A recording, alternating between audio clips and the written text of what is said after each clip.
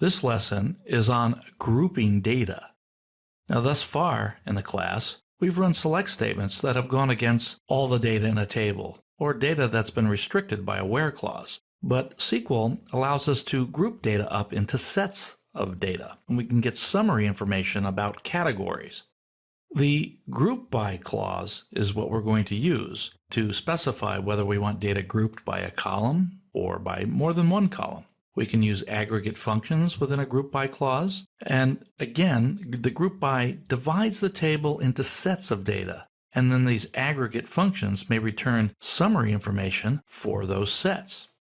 Here's the basic syntax of a group by clause. We have the select statement. Let's bring the cursor up here.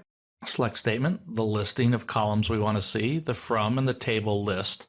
Thus far, we've only done one table, but we can do more than one. And then notice here that the where clause has these square brackets around it. This is not something that you actually code in the statement. This is a syntax indicator that says that this clause is optional.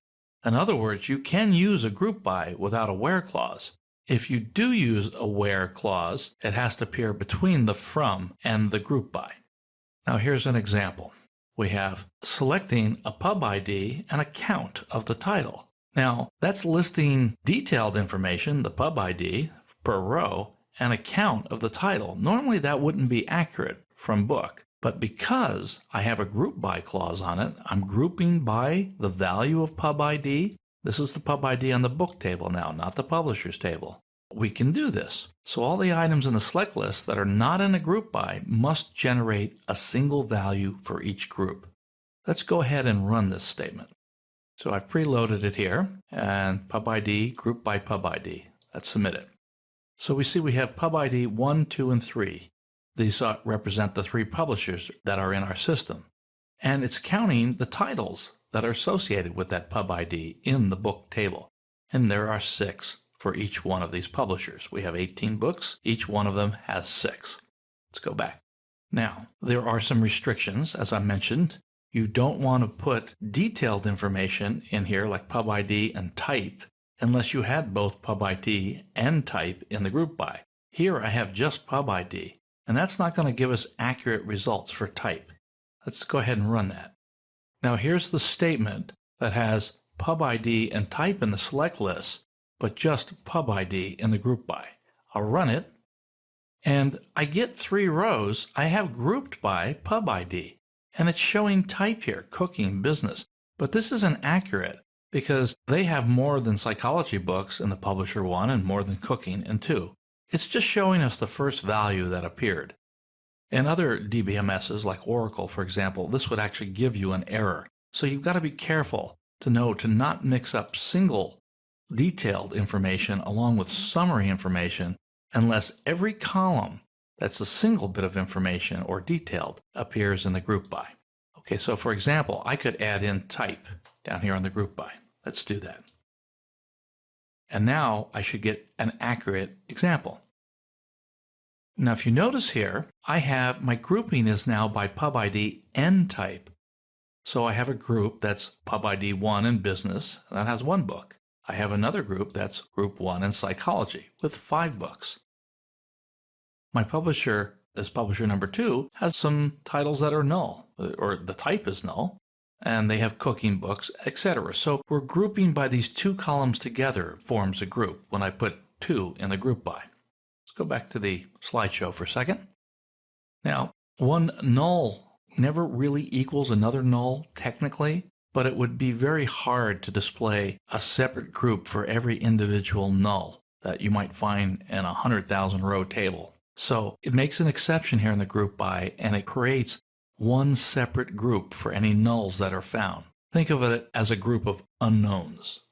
Now you don't have to use the where clause, and I haven't so far. I've grouped on the whole table. Select type, average price, group by type. Let's try that. Here it is. Select type, and I'll paste it in. Average price, book by type. Now I get a null group because I have a type null, and I'm grouping by type. So there's my null group, business, computer, cooking, and I'm getting the average price. So that worked just fine. If you want to see the groups in any kind of order, you still have to use the order by clause. You see here I have an order by as the last clause in the select statement. It always has to be the last clause. It doesn't matter whether you have a where or a group by or anything. It has to have that. Now notice in this statement as well, I added a where clause, where advance greater than 5,000. That was very much like the statement we just had, but now I've added the where in there. Now here's the deal. Remember that the where clause is applied first before anything else. It'll do where advance 5,000 and eliminate all those rows and basically just return the ones where the advance is greater than 5,000. Then internally, it'll do the averaging on the price after it's eliminated those rows, and it'll group them and it'll sort them. So let's go ahead and try this. I'm going to add the where, advance greater than 5,000, and let me just run it without the order by.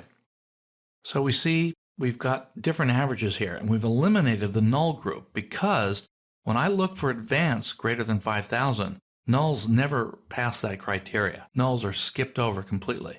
Now, it looks like everything is kind of in order as it came back, but you cannot rely on that. So if I wanted to see this in a different order, for example, I could do order by type descending. Oops, I had an error here. Let's see what the error is. Oh, I left off the by in order. Let's leave the error here for you to see. It's always good to see these errors and see what we do to fix them. So here. So now I ordered by and I reverse this. If I wanted to order by the average price, I could use the number 2 because the number 2 represents the second position in the select list. So let me hit that. So now I'm in the order of average price, 12, 27, 29, 41. Let's go back to the slideshow. So I'm going to continue with this having clause in a part 2 of this presentation. So this ends the first part of our presentation on the group by clause.